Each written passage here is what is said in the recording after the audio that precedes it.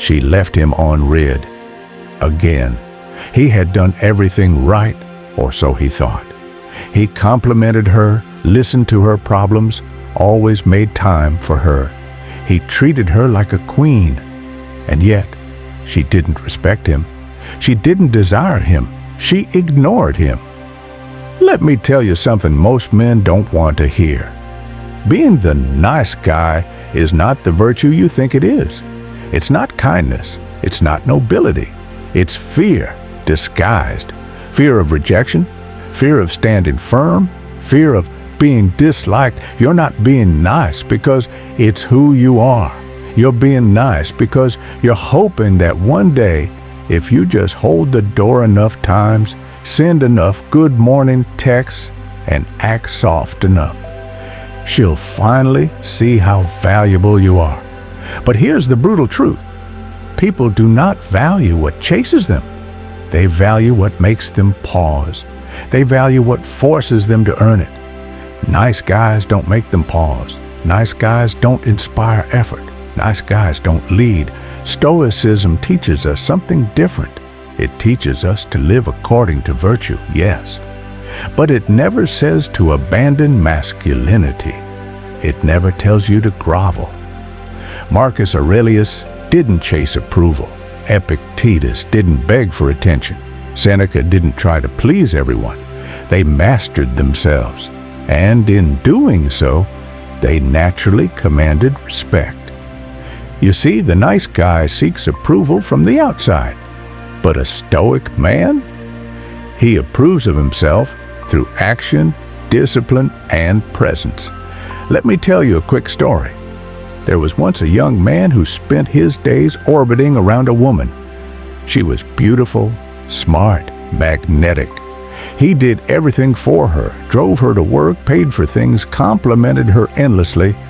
But one day, she told him, "You're sweet, but I don't feel that way about you." He was crushed, but instead of spiraling, he went quiet.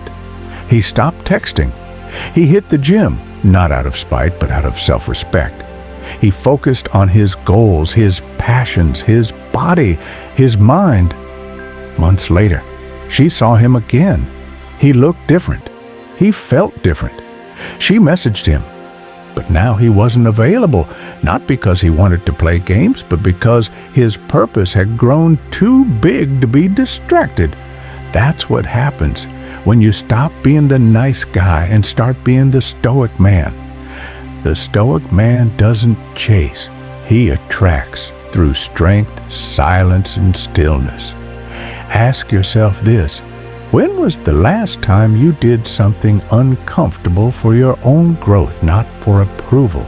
When was the last time you said no and meant it? When was the last time you chose discomfort over validation? The real reason women ignore nice guys isn't because women are cruel. It's because niceness without backbone is manipulation. It's hoping that being soft will earn desire. But desire doesn't respond to weakness. It responds to presence, power, mystery, direction.